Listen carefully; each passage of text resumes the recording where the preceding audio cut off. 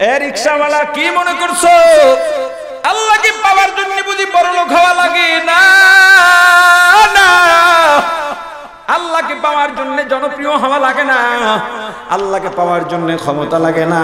শোনো, হযরত বেলাল রাদিয়াল্লাহু তাআলা আনহু কেমন জলিলুল কদর একজন সাহাবী, অথচ বংশানুক্রমে তারা গোলাম ছিলেন। কাফেরদের শীর্ষ পর্যায়ের কাফের উমাইয়া ইবনে খালফের গোলাম ছিলেন হযরত বেলাল রাদিয়াল্লাহু তাআলা আনহু। নবীজির ইন্তেকালের পর মদিনায় নাই। হযরত বেলাল কোথায় চলে গেছেন কেউ জানেন না, কেউ জানেন না। অনেকদিন পর হযরত বেলাল রাদিয়াল্লাহু তাআলা আনহু মদিনার মধ্যে আগমন করেছেন। সাহাবায়ে কেরাম ঘিরে ধরেছে, খবর পেয়ে সবাই এসেছেন। ও ভাই বেলাল, নবীর ইন্তেকালের পরে তুমি কোথায় গিয়েছিলে? তোমাকে খুঁজে পাই নাই। তোমার আজান শুনবো, নবীজিও বিদায় নিলেন, তোমার আজানও আর শুনতে পারি নাই। হযরত বেলাল চোখের পানি ছেড়ে বলেন, যেই শহরে নবীজি নাই ওই শহরে আমি বেলাল থাকবো তাও হতে পারে না। আমি কুফায় চলে গিয়েছিলাম, সবাই ধরলেন, ভাই বেলাল একবার একটু আজান দাও, তোমার আজান শুনতে মনে চায়। হযরত বেলাল ডাক দিয়া বললেন, না না, আমি আজান দিতে পারবো না। যেই শহরে নবীজি নাই ওই শহরে আজান দেওয়া সম্ভব নয়। হাসান হুসাইন রাদিয়াল্লাহু তাআলা আনহুমা ডাক দিয়া বললেন, আমরা নবীজির নাতি বলতেছি, আদরের নাতি, আপনি একটু আজান দেন। যদি আপনি আজান দেন নানার স্মৃতি তাহলে মনে করতে পারবো। হযরত বেলাল রাদিয়াল্লাহু তাআলা আনহু সবার অনুরোধে মিনারায় দাঁড়ায় গেলেন আজানের জন্য। মনে বড় দরদ নিয়ে আজান শুরু করলেন, আল্লাহু আকবার, আল্লাহু আকবার। আজান শুরু, কান্নাও শুরু। হযরত বেলালও কাঁদে, যারা পিছনে দাঁড়ায় রয়েছেন তারাও কাঁদে। হযরত বেলাল আজান সামনে আগান, কান্নাও তত ভারী হয়। আশহাদু আল্লা ইলাহা ইল্লাল্লাহ। হযরত বেলাল আজান দেন আর কাঁদে, আজান দেন আর কাঁদে। কিন্তু যখনই বললেন আশহাদু আন্না মুহাম্মাদার রাসূলুল্লাহ,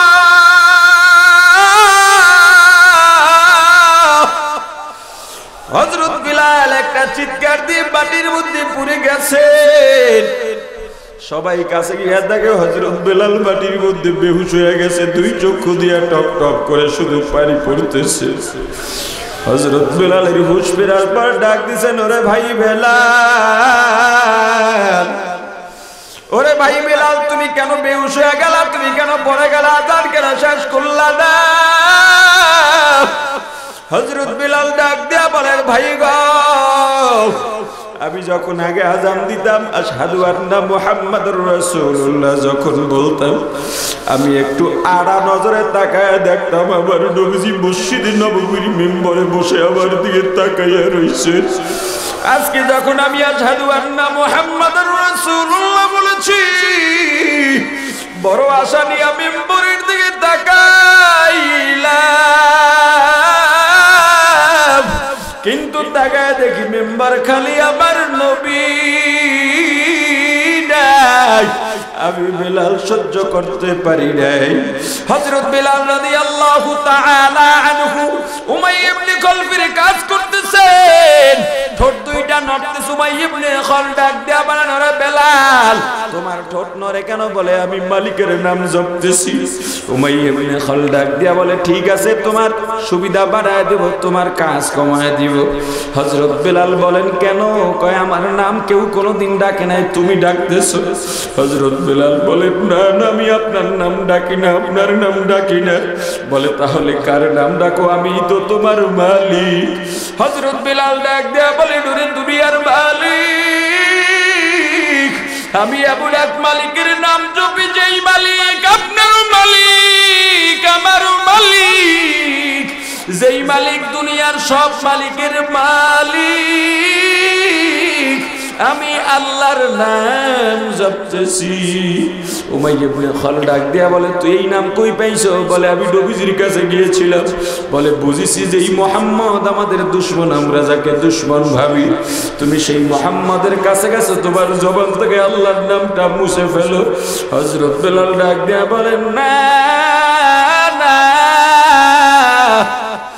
আমার জীবন যাইতে পারে আমার জবান থেকে আল্লাহর নাম নামানো যাবে না। উমাইয়া ইবনে খালদ কাফেরদের লিডারদের নিয়ে একটা জরুরি মিটিং এর মধ্যে বসে কি করা যায় কি করা যায়। আমাদের তো ইজ্জত সব চলে গেল, বলে মুহাম্মাদের কাছে গেলে কেউ তো জীবন দেয় তবু ওর ধর্ম থেকে ফেরে না। এই হযরত বেলালকে এমন একটা শাস্তির ব্যবস্থা করো যেই শাস্তি দেখলে অন্যান্য গোলামরা ইসলাম কবুল করবে না। সিদ্ধান্ত হয় আগুনের জ্বলন্ত আগুনের আংটার রাস্তা বানাইয়া হযরত বেলালকে ওই আগুনের মধ্যে সিধভাবে শোয়াইয়া পাথর চাপা দিয়া দিবে, অথবা ঘোড়ার পায়ে বেঁধে ঘোড়াকে চাবুক মারবে, ওই আগুনের উপর দিয়া হযরত বেলালকে শেষরে দিবে। সিদ্ধান্ত অনুযায়ী জ্বলন্ত আগুনের আংটা বানাইয়া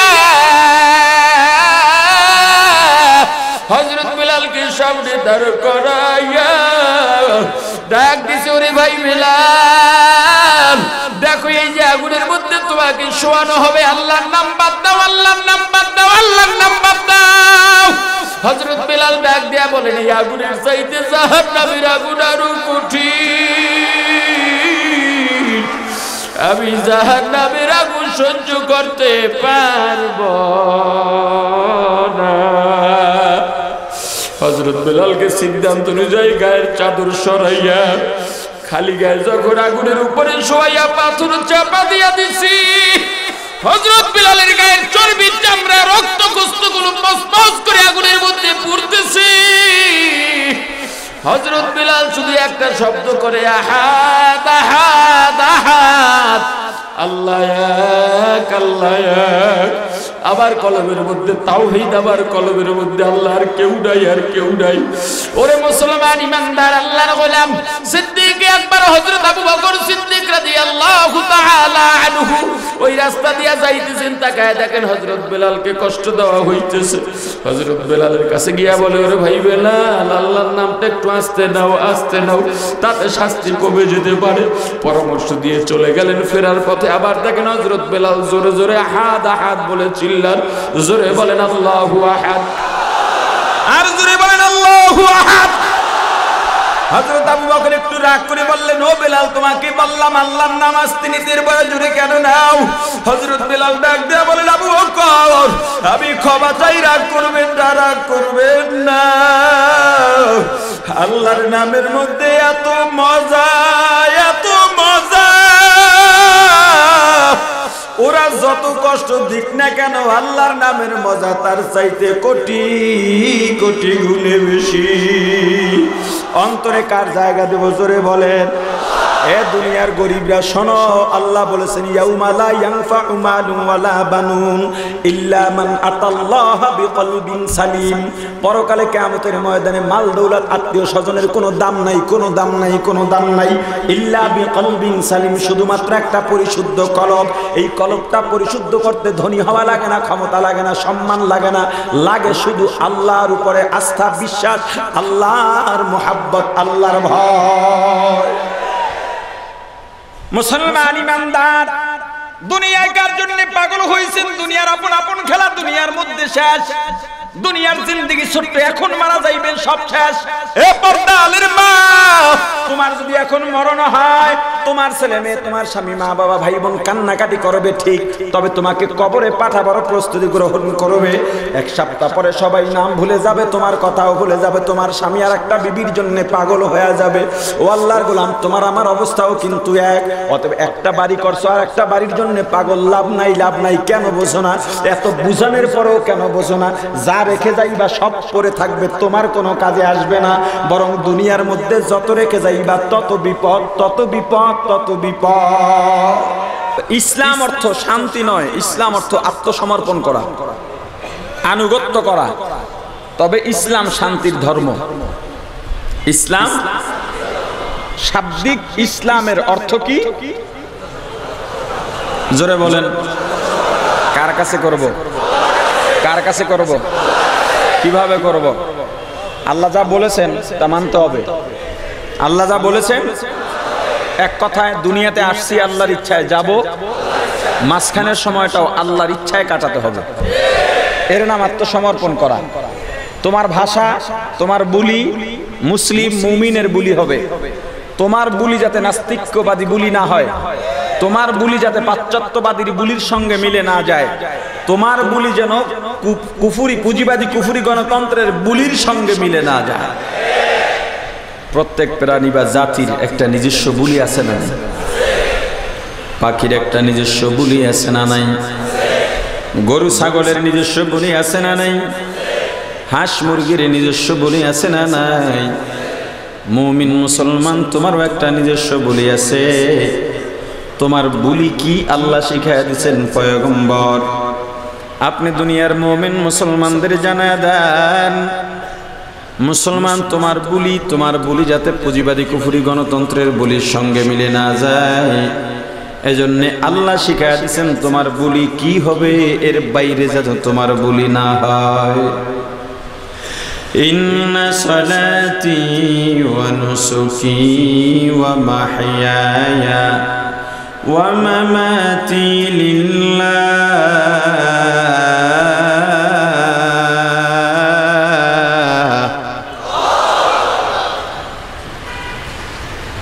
ওয়া মাহইয়ায়া ওয়া মামাতি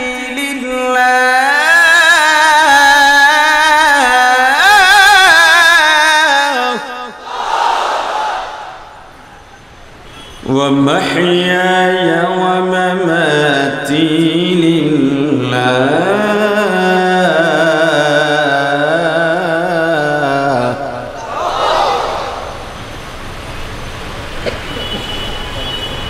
قل إن صلاتي ونسكي ومحياي ومماتي لله رب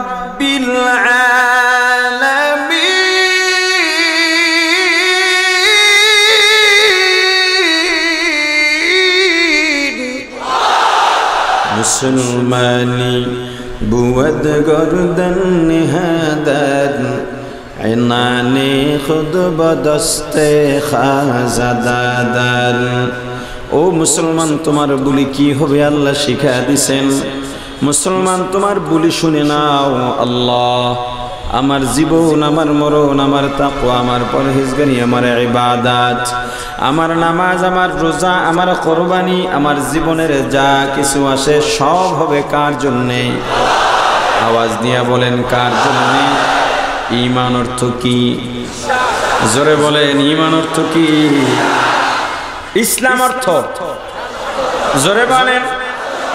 আত্মসমর্পণ করা, আনুগত্য করা। আত্মসমর্পণ করব কার কাছে? কিভাবে করব? আল্লাহ যা বলেছেন তা মানতে হবে। তার মানে আল্লাহ যা বলেছেন তা আমল করা লাগবে। তাহলে বলা যায় ইসলাম মানে আমল করা। আমল করার নাম, আওয়াজ দিয়া কোন? আমল করার নাম, বিশ্বাসের নাম। আপনি বিশ্বাস করলেন শুধুমাত্র ইমানদারদেরকে আল্লাহ ইসলামে কেন ঢুকতে বললেন? শুধুমাত্র ইমানদার হয়ে জান্নাত পাওয়া যাবে না। আপনার মধ্যে প্রশ্ন জেগে গেল, আপনারাই বলেন ঈমান নিয়ে যেন মরতে পারি, অথচ আপনি বললেন শুধুমাত্র ইমানদার হয়ে জান্নাত পাওয়া যাবে না। আবার বলেন ঈমান অর্থ কি? জোরে বলেন। ও মুসলমান ইমানদার, আপনি বিশ্বাস করলেন মাথায় টুপি দেওয়া সুন্নত, আপনি টুপির ইমানদার হয়ে গেছেন। তবে শুধুমাত্র টুপির ইমান দিয়া জান্নাত পাওয়া যাবে না। যদি জান্নাত পাইতে চান টুপি মাথায় দিয়া টুপির আমল করে টুপির মুসলমান হওয়া লাগবে। আপনি বিশ্বাস করলেন নামাজ পড়া লাগবে, আপনি নামাজের ইমানদার হয়ে গেছেন। তবে শুধুমাত্র নামাজের ঈমান দিয়া জান্নাত পাওয়া যাবে না। যদি জান্নাত পাইতে চান তাহলে নামাজ আদায় করে, নামাজের আমল করে নামাজের মুসলমান হওয়া লাগবে। আপনি বিশ্বাস করলেন রোজা রাখা লাগবে, আপনি রোজার ইমানদার হয়ে গেছেন। তবে শুধুমাত্র রোজার ঈমান দিয়া জান্নাত পাওয়া যাবে না। যদি জান্নাত পাইতে চান তাহলে রোজার আমল করে আপনার রোজার মুসলমান হওয়া লাগবে। ও মুসলমান ইমানদার, এবার যারা বলে আমরা নামাজ না পড়লে কি আমার ঈমান আছে, কথা সত্য? নামাজ না পড়লে ঈমান আছে, কথা সত্য। কারণ নবীজি বলেছেন, মান ক্বালা লা ইলাহা ইল্লাল্লাহ ফাদাখালাল জান্নাহ। এটা কি আমি উঠছি করে ডিস্টার্ব না আগের থেকে?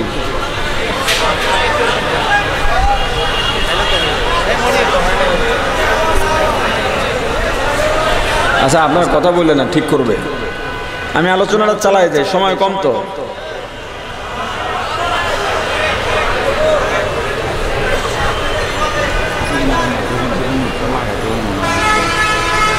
কত লাগাই কথা বলা যায় না।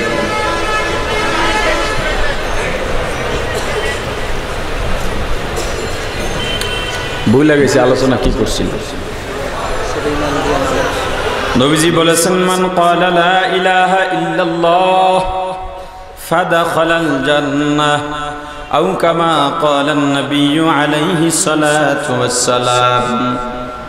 নবীজি বলেছেন যে একবার ঈমানের সঙ্গে বিশ্বাসের সঙ্গে লা ইলাহা ইল্লাল্লাহ বলবে, সে কোনো না কোনো দিন জান্নাতের মধ্যে প্রবেশ করবে, তবে আগে জাহান্নামে যাওয়া লাগবে।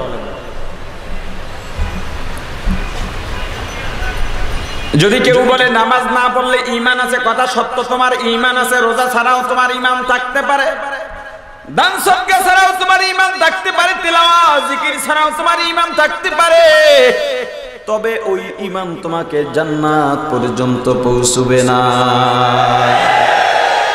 জান্নাতে যাইবা জ্বলে পুড়ে অঙ্গার হয়ে, জাহান্নামে জ্বলে পুড়ে যাইবা।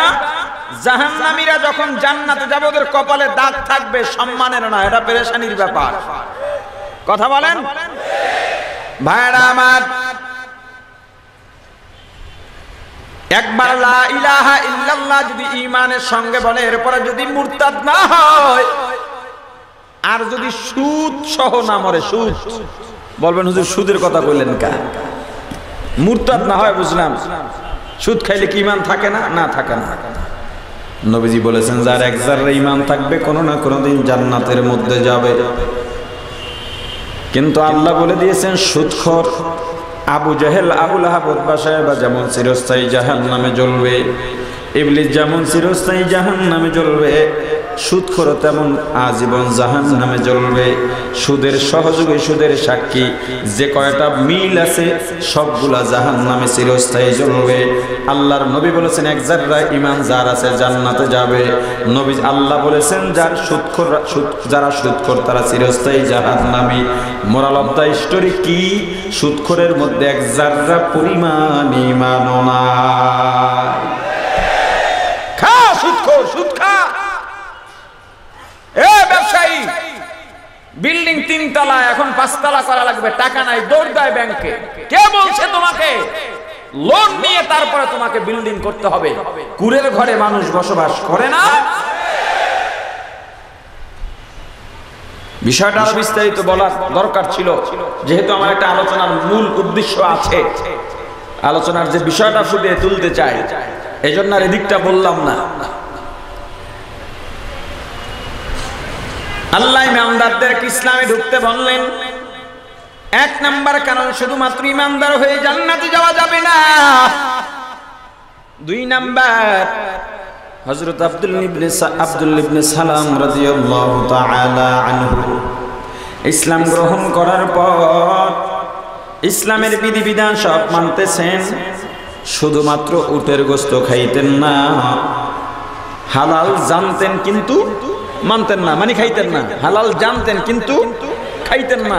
এই সামান্য বিষয়, উটের গোশত কেন খাইতেন না? আগে যেই ধর্মে ছিলেন ওই ধর্মে উটের গোশত ঘৃণা করা হতো। যেমন আমরা কচ্ছপ খাই না, খান কেউ? এটা কি শুধু নাজায়েজের কারণে? একটা ঘৃণাও আছে, কথা কন। কাকড়া, এই কাকড়া খাওয়ান এক দল পার্টি আছে, আবার এরা ফতুয়া দেয়, আপনারা চিংড়ি মাছ খাইলে আমরা কাকড়া খাইতে পারবো না কেন? আছে না নাই? এখন ফতুয়া সাপ্লাই হয় চায়ের দোকান থেকে। ওরে ফতুয়া, আর সব ফতুয়া হুজুরের বিরুদ্ধে। চায়ের দোকানের যত ফতুয়া কাদের বিরুদ্ধে? হুজুরদের বিরুদ্ধে। শোনেন, ইখতিলাফে যাওয়া যাবে না, সময়ও নাই, শুধু একটু কথা বলি। চিংড়ি এটা কি? জোরে বলেন। বইতে লেখা কি চিংড়ি? সাইনবোর্ডে লেখা কি চিংড়ি? আমরা কি বলি? চিংড়ি। কিন্তু কাঁকড়া মাছ, মাছ বাস শেষ। কাঁকড়া মাছ না, এজন্য খাবো না। চিংড়ি মাছ, এজন্য খাবো। কথা বুঝে আসছে? কয়টা মাকুর ছোট গুণা, গুণা গুনাই ছোট আর বড় ওটা গুণা। গুণা কেউ যদি গুনাকে হালকা মনে করে, কখনো শিরিকির পর্যায়ে, কখনো কুফুরির পর্যায়ে চলে যায়। গুনাকে হালকা মনে করলে খুব সাবধান। ভাইরা আমার, শুধু উটের গোশত খাইতেন না, এটা আল্লাহর কাছে পছন্দ হয় নাই। আল্লাহ আয়াত নাজিল করে দিলেন, ইয়া আইয়ুহাল্লাযীনা আমানু, হে আব্দুল ইবনে সালাম এবং দুনিয়ার কিয়ামত পর্যন্ত আগত মুমিন, ঈমান যেহেতু এনেছো, ইসলাম যেহেতু মেনেছো, উদখুলু ফিস সিলমি কাফা, ইসলামের মধ্যে পূর্ণ প্রবেশ কর। হযরত আব্দুল্লাহ ইবনে সালাম রাদিয়াল্লাহু তাআলা আনহু শুধুমাত্র উটের গোশত খাইতেন না, আল্লাহ বলে দিয়েছেন আব্দুল্লাহ ইবনে সালাম হালালকে হালাল জানলেই হবে না, নিজে হালাল মানো, অর্থাৎ খাও। হুজুর আমলাদের সাথে আমরা আছি, আমরাও তো মুসলমান, আমাকেও তো কবরে যাওয়া লাগবে। এইটা ভোটের সময় খুব শোনা শুনছি, কথা কয় না। এই যে ভোট গেল, এ সময় খুব শুনছি এটা। যদি কারো কাছে যাই, হুজুর আপনারা, আমরাও তো মুসলমান, থাকা তো লাগবে আপনাদের সঙ্গে, কিন্তু আসলে ভিতরে কথা কয় আপনাদের সঙ্গে আছি। আর এটা বললে কি হবে? বলার পরে মানা লাগবে, বলার পরে মানা লাগবে। ভাইরা আমার, আপনি নামাজ পড়েন কিন্তু রোজা রাখেন না, আল্লাহ বলেন হয় নাই উদখুলু ফিস সিলমি কাফা। নামাজ পড়লাম, রোজাও রাখলাম, কিন্তু এখনো সত্য বলি না, আল্লাহ বলেন হয় নাই উদখুলু ফিস সিলমি কাফা। নামাজও পড়লাম, রোজাও রাখলাম, সত্য বললাম, কিন্তু এখনো হারাম ছাড়ি নাই। আল্লাহ বলেন উদখুলু ফিস সিলমি কাফা, ইসলামের মধ্যে পরিপূর্ণ প্রবেশ করো। পরিপূর্ণের ব্যাখ্যা কি? আপনি একটা বোতল বা একটা গ্লাসের মধ্যে পানি নিলেন, এখন এক ফোঁটা পানি দেওয়া যায়, ততক্ষণ পর্যন্ত গ্লাসটা পূর্ণ। যতক্ষণ পর্যন্ত আপনার মাঝে ইসলামের সামান্য একটা রকম বাকি থাকবে, ততক্ষণ পর্যন্ত আল্লাহর এই নির্দেশ আপনার উপরে বলবৎ থাকবে। এই সংক্ষিপ্ত আলোচনায় হয়তো আপনি বলবেন, হুজুর বুঝলাম, ইসলামের মধ্যে ঢোকা লাগবে, ইসলাম ছাড়া কোনো গতি নাই। ইসলামের পরিচয় কি? ইসলামের পরিচয় জানি না। আপনাকে যদি পাঠানো হয় ঢাকা যাও, কোনো একটা জিনিস বা খাবারের গোডাউনটা খুঁজে বের করা, আপনি যদি ঠিকানা না জানেন, কাউকে যদি জিজ্ঞেস না করেন, সাইনবোর্ড না পড়েন, ম্যাপ বা মানচিত্র না দেখেন, আপনার দ্বারা গোডাউনটা খুঁজে বের করা সম্ভব হবে নাকি? ঠিকানা লাগবে, হয়তো কেউ ঠিকানা লিখে দিতে হবে, না হয় সাইনবোর্ড দেখতে হবে, না হয় কারো কাছে জিজ্ঞেস করতে হবে, না হয় নেট থেকে মানচিত্র বের করতে হবে। এছাড়া নিজে নিজে খুঁজে খুঁজে বের করা সম্ভব নয়। ইসলামও আমরা কেমনে জানব? ইসলামের পরিচয় দিয়েছেন পয়গম্বরে আরবি মুহাম্মাদুর রাসূলুল্লাহ সাল্লাল্লাহু আলাইহি ওয়াসাল্লাম। আন ইবনে উমর قال قال رسول الله صلى الله عليه وسلم بني الإسلام على خمس شهادة أن لا إله إلا الله وأن محمدا عبده ورسوله إقام الصلاة وإيتاء الزكاة والحج وصوم رمضان أو كما قال النبي عليه الصلاة والسلام। পয়গম্বর বলেছেন ইসলাম পাঁচটা জিনিসে পরিপূর্ণ হয়। কয়টা? আওয়াজ দিয়া কোন? এক নম্বরে দুইটা সাক্ষী। এক নম্বরে ইসলাম কয় জিনিসে পূর্ণ হয়? জোরে বলেন, সবাই বলেন না কেন? কয় জিনিস? এক নম্বরে দুইটা সাক্ষী। এক নম্বরে জোরে বলেন, দুই সাক্ষীর এক সাক্ষী। আশহাদু আল্লাহ ইলাহা ইল্লাল্লাহ। এক নম্বরে সাক্ষী হলো লা ইলাহা ইল্লাল্লাহ। এক নম্বর সাক্ষী কি? জোরে জোরে, আরো জোরে বলেন, লা ইলাহা ইল্লাল্লাহ, লা মাশুকা ইল্লাল্লাহ, লা মাহবুবা ইল্লাল্লাহ, লা মাওজুদা ইল্লাল্লাহ, লা ইলাহা ইল্লাল্লাহ। এক নাম্বার সাক্ষী, তাওহীদের সাক্ষী, আল্লাহ ছাড়া কোনো ইলাহ নাই, আল্লাহ ছাড়া কোনো মাবুদ নাই। আল্লাহ কয়জন? জোরে। দুই নাম্বার সাক্ষী, ওয়া আন্না মুহাম্মাদান আবদুহু ওয়া রাসূলুহু। দুই নাম্বার সাক্ষী মুহাম্মাদুর রাসূলুল্লাহ সাল্লাল্লাহু আলাইহি ওয়াসাল্লাম শেষ নবী, সত্য নবী। নবীর পরে আর কোন নবী আসবে না, আল্লাহর বান্দা ও পয়গম্বর। এক নাম্বার সাক্ষী হলো তাওহীদের সাক্ষী, লা ইলাহা ইল্লাল্লাহ। দুই নাম্বার সাক্ষী খতমে নবুয়ত ও রিসালাতের সাক্ষী মুহাম্মাদুর রাসূলুল্লাহ। নবীজি শেষ নবী, বিশ্বাস হয়? আওয়াজ দিয়ে বলেন, নবীজির পরে আর কোন নবী?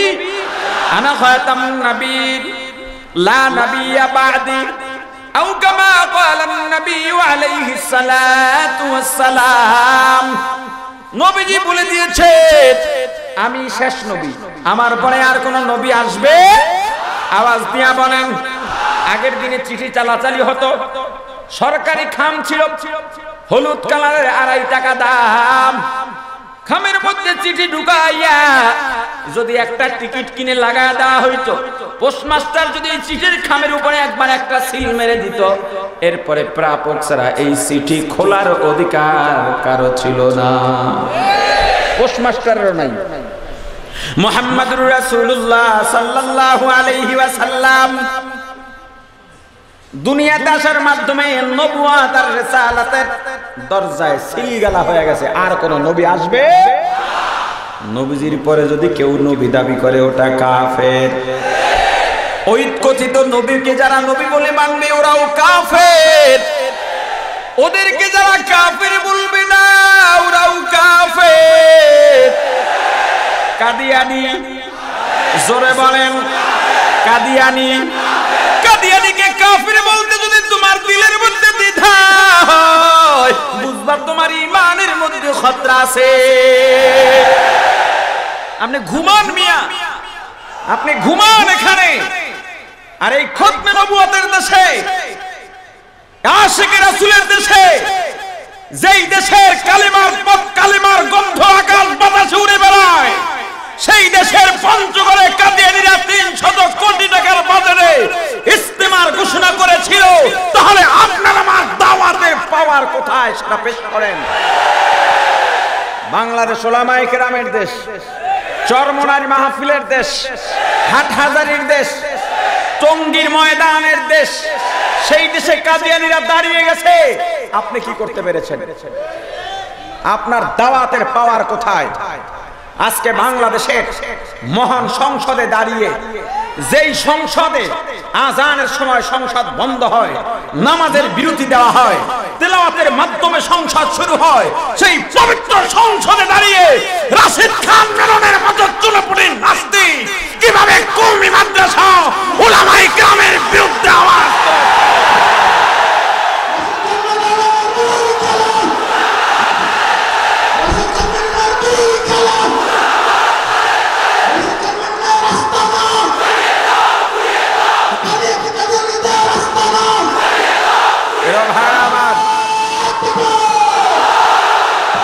স্পষ্ট করে একটা কথা বলি, আমরা এই দেশে ভেসে আসি নাই, আমরা এই দেশের ভাড়াটিয়াও নই।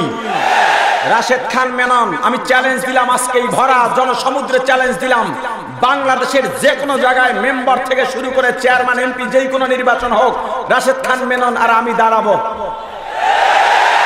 ওর যদি জামানত বাজেয়াপ্ত না হয়, 2 হাত ধরে নিজের কান কেটে ফেলবো। এমন মানুষটা সংসদে দাঁড়িয়ে মুসলমানের বিরুদ্ধে কথা বলে, এত সাহস আসে কোত্থেকে? ওর জামানত বাজেয়াপ্ত হবে নিশ্চিত, শর্ত ভোট সুষ্ঠু হতে হবে। শর্ত কি? শর্ত কি? ভাইরা আমার, এই জনসমুদ্র থেকে পীর সাহেব চরমোনাই, শায়েখে চরমোনাই সহ উলামায়ে কেরাম আওয়াজ তুলেছেন।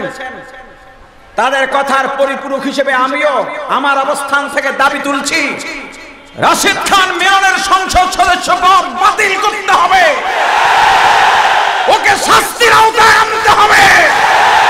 রাসূলের আদর্শকে যারা মোল্লাতন্ত্র বলে গালি দেয়, কওমি মাদ্রাসাকে বিষ বৃক্ষ বলে গালি দেয়, আল্লামা শাহ শফিকে যারা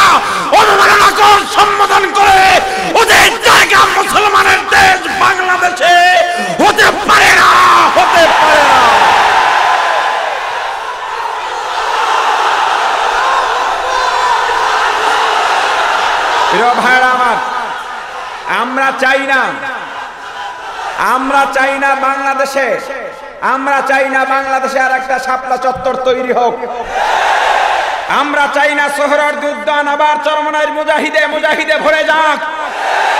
এই না চাওয়া এক জিনিস, আসলে তো চাই সারা দেশ ইমানদারে ভরে যাক, কিন্তু আবার নাস্তিক মুরতাদদের বিরুদ্ধে আবার আমাদের আন্দোলন করতে হবে, সেটা আমরা চাই না। আমরা চাই মুসলমানের দেশে মোল্লাতন্ত্রই চলবে, মোল্লাতন্ত্রই চলবে।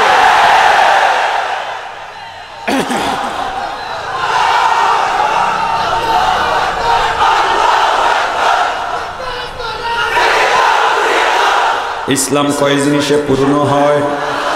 জোরে বলেন, ইসলাম কয় জিনিসে পূর্ণ হয়? এক নম্বরে কয়টা সাক্ষী? এক সাক্ষী তাওহীদের, সেটা কি? লা ইলাহা ইল্লাল্লাহ। দুই নম্বর খতমে নবুয়ত ও রিসালাতের সাক্ষী মুহাম্মাদুর রাসূলুল্লাহ। কয়টা সাক্ষী?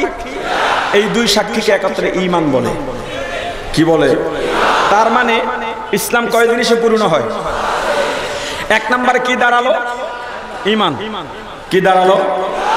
দেখছেন, ইসলামের ব্যাখ্যায় প্রথমে ঈমান, ঈমান ছাড়া ইসলাম পূর্ণ না। এবার ঈমান কাকে বলে সেটাও তো জানা দরকার। কথা কন, ঈমান তিন জিনিসে পূর্ণ হয়। কয় জিনিস? আওয়াজ দিয়া বলেন, কয় জিনিস? এক নম্বরে ইকরার বিল লিসান, দুই নম্বরে তাসদীক বিল জিনান, তিন নম্বরে আমাল বিল আরকান। এক নম্বরে মুখে স্বীকার করা, দুই নম্বরে মুখে যা স্বীকার করছো অন্তরে বিশ্বাস করবা, তিন নম্বরে মুখে যা বলছো অন্তরে বিশ্বাস করছো তা কাজে পরিণত করবা, মানে আমল করবা। আমলের নাম কি যেন বলছিলাম শুরুতে?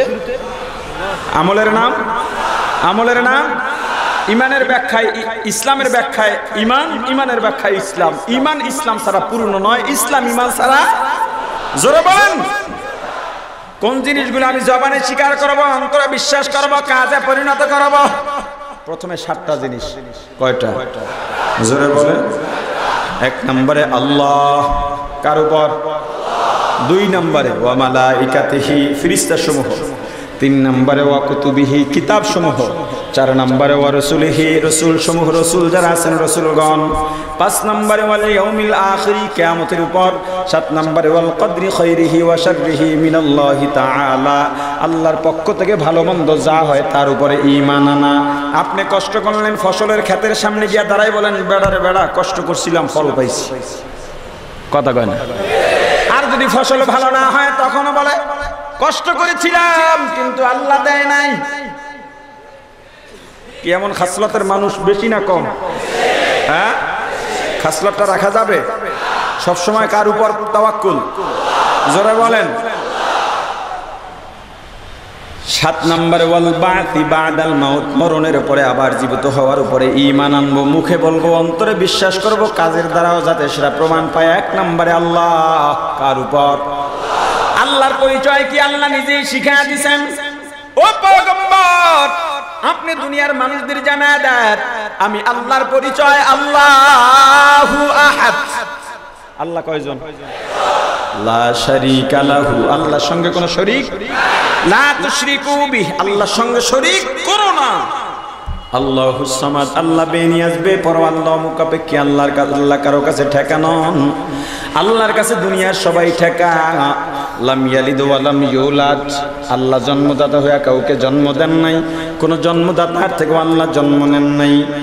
লাম ইয়াকুল লাহু কুফুয়ান আহাদ, আল্লাহর সমকক্ষ দুনিয়ার মধ্যে আর কেউ নাই। এর নামই আল্লাহু আকবার। এর নাম কি? আওয়াজ দিয়ে বলেন, আওয়াজ দিয়ে বলেন, আল্লাহু আকবার। অর্থ কি? আল্লাহ, আল্লাহ বড়, আল্লাহই বড়, একমাত্র আল্লাহ বড়। আল্লাহ সবচেয়ে বড় না, আল্লাহ বড়, আল্লাহই বড়, একমাত্র আল্লাহ বড়। আপনি যদি বলেন আল্লাহ সবচেয়ে বড়, তাহলে একটা কথা লাজেম আসে, আল্লাহ সবচেয়ে বড় মানে আরো কিছু বড় আছে, তাদের মধ্যে আল্লাহ বেশি বড়। আল্লাহর সামনে কোনো বড় নাই, আল্লাহই বড়। সারা পৃথিবী আল্লাহর সামনে জিরো। কথা ঠিক আছে? আপনি সবচেয়ে বড় বললে অসুবিধা নাই, এটা তাসাউফের কথা বললাম। তাসাউফের লাইনে আল্লাহ সবচেয়ে বড় বলাটাও গুনাহ। কথা বুঝে আসছে? কার উপর ঈমান আনবো? কার উপরে? অন্তরে তাওহীদ, শিরিক জায়গা দিবা না। আল্লাহ এক, অন্তরের মধ্যে আমার কলবে, কথা কয় না, আমার কলবে আর কেউ নাই, তাওহীদ। কলবে শুধু আল্লাহ থাকবে। কে থাকবে? হযরত বেলাল রাদিয়াল্লাহু তাআলা আনহু একজন হাবশী গোলাম ছিলেন। ঠোঁট ঝুলে পড়তো, এত ভারী, এত কালো, এত কালো। মানুষ যত কালো হোক না কেন হাতের তালু সাদা দেখা যায়, কিন্তু হযরত বেলালের হাতের তালু পর্যন্ত কালো ছিল। এ রিকশাওয়ালা, কি মনে করছো আল্লাহকে পাওয়ার জন্য বুঝি বড় লোক হওয়া লাগে? না না, আল্লাহকে পাওয়ার জন্য জনপ্রিয় হওয়া লাগে না, আল্লাহকে পাওয়ার জন্য ক্ষমতা লাগে না। শোনো, হযরত বেলাল রাদিয়াল্লাহু তাআলা আনহু কেমন জলিলুল কদর একজন সাহাবী, অথচ বংশানুক্রমে তারা গোলাম ছিলেন। কাফেরদের শীর্ষ পর্যায়ের কাফের উমাইয়া ইবনে খালফের গোলাম ছিলেন হযরত বেলাল রাদিয়াল্লাহু তাআলা আনহু।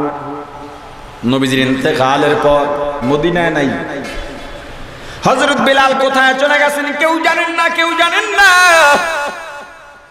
অনেকদিন পর হযরত বেলাল রাদিয়াল্লাহু তাআলা আনহু মদিনার মধ্যে আগমন করেছেন। সাহাবায়ে কেরাম ঘিরে ধরেছে, খবর পেয়ে সবাই এসেছেন। ও ভাই বেলাল, নবীর ইন্তেকালের পরে তুমি কোথায় গিয়েছিলে? তোমাকে খুঁজে পাই নাই। তোমার আজান শুনবো, নবীজিও বিদায় নিলেন, তোমার আজানও আর শুনতে পারি নাই। হযরত বেলাল চোখের পানি ছেড়ে বলেন, যেই শহরে নবীজি নাই ওই শহরে আমি বেলাল থাকবো তাও হতে পারে না। আমি কুফায় চলে গিয়েছিলাম, সবাই ধরলেন, ভাই বেলাল একবার একটু আজান দাও, তোমার আজান শুনতে মনে চায়। হযরত বেলাল ডাক দিয়ে বললেন, না না, আমি আজান দিতে পারবো না। যেই শহরে নবীজি নাই ওই শহরে আজান দেওয়া সম্ভব নয়। হাসান হুসাইন রাদিয়াল্লাহু তাআলা আনহুমা ডাক দিয়া বললেন, আমরা নবীজির নাতি বলতেছি, আদরের নাতি, আপনি একটু আজান দেন। যদি আপনি আজান দেন নানার স্মৃতি তাহলে মনে করতে পারবো। হযরত বেলাল রাদিয়াল্লাহু তাআলা আনহু সবার অনুরোধে মিনারায় দাঁড়ায় গেলেন আজানের জন্য। মনে বড় দরদ নিয়ে আজান শুরু করলেন। আল্লাহু আকবার, আল্লাহু আকবার। আজান শুরু, কান্নাও শুরু। হযরত বেলালও কাঁদে, যারা পিছনে দাঁড়ায় রয়েছেন তারাও কাঁদে। হযরত বেলাল আজান সামনে আগান, কান্নাও তত ভারী হয়।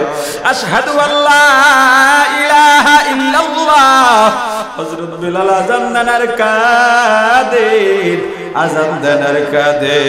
কিন্তু যখনই বললেন আশহাদু আন্না মুহাম্মাদুর রাসূলুল্লাহ,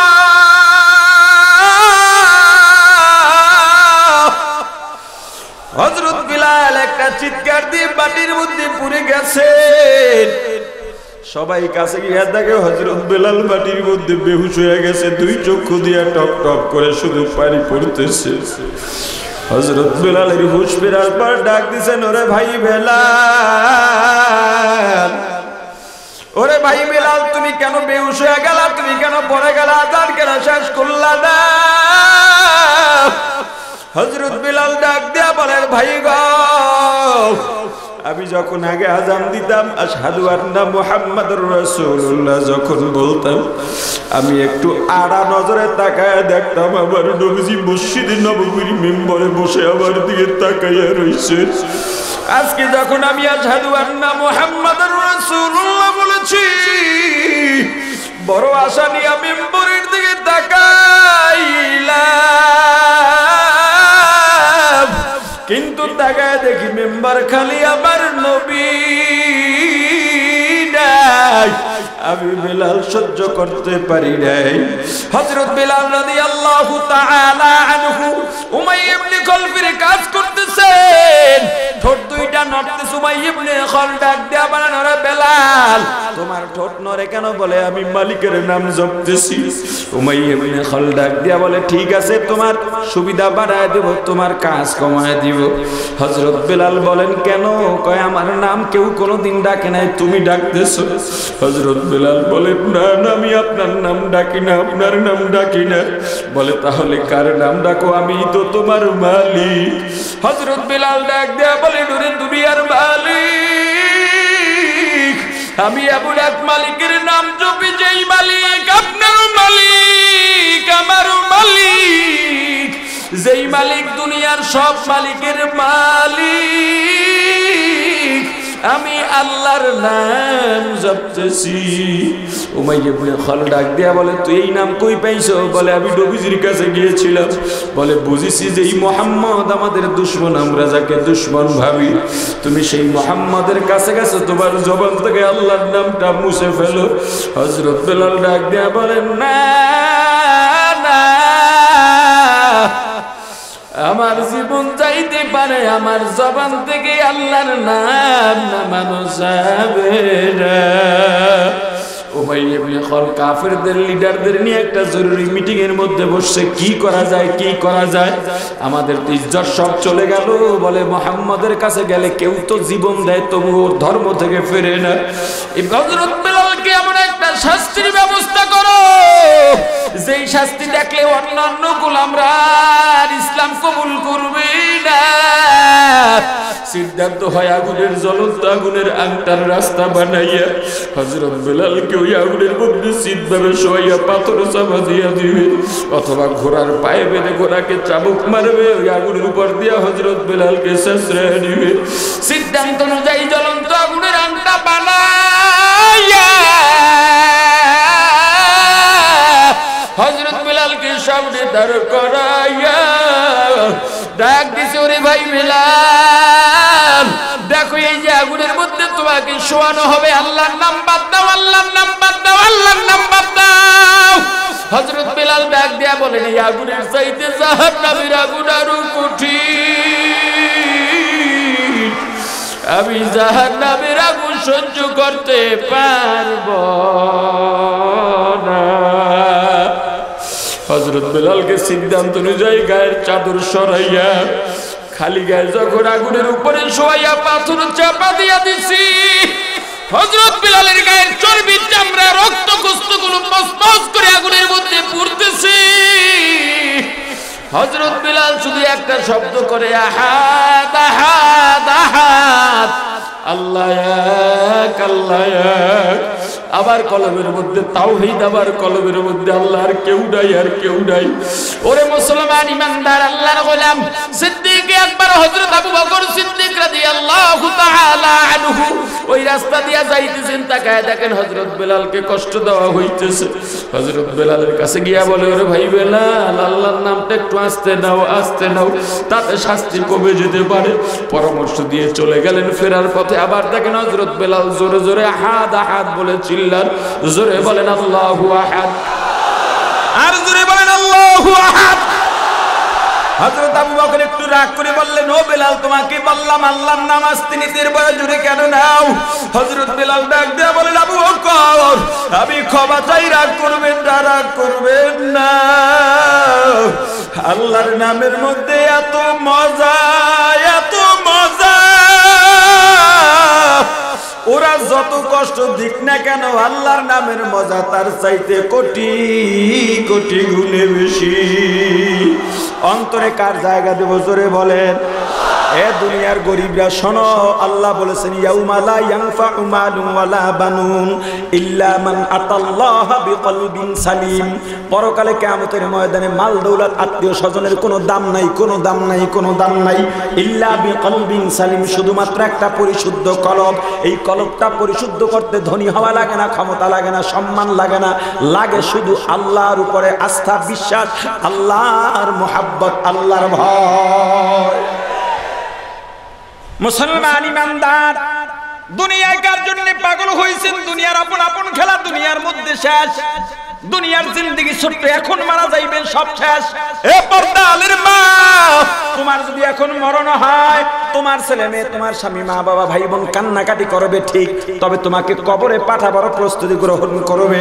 এক সপ্তাহ পরে সবাই নাম ভুলে যাবে, তোমার কথাও ভুলে যাবে, তোমার স্বামী আর একটা বিবির জন্য পাগল হয়ে যাবে। ও আল্লাহর গোলাম, তোমার আমার অবস্থাও কিন্তু এক। অতএব একটা বাড়ি করছো, আর একটা বাড়ির জন্য পাগল, লাভ নাই, লাভ নাই। কেন বোঝো না? এত বুঝানোর পরেও কেন বোঝো না? যা রেখে যাইবা সব পরে থাকবে, তোমার কোনো কাজে আসবে না। বরং দুনিয়ার মধ্যে যত রেখে যাইবা তত বিপদ, তত বিপদ, তত বিপদ। দুনিয়ার যা আছে আমার স্ত্রী সন্তানের জন্য রাখবো না, রাখবা। কতটুকু? নবীজি বলেছেন তোমার স্ত্রী সন্তানের জন্য এতটুকু রেখে যাও যতটুকু রাখার পরে তোমার স্ত্রী সন্তানকে অন্যের কাছে হাত পেতে খেতে হবে না, এর বেশি নয়। এই যে বিল্ডিং ওয়ালারা মরে, কি ফায়দা হয়?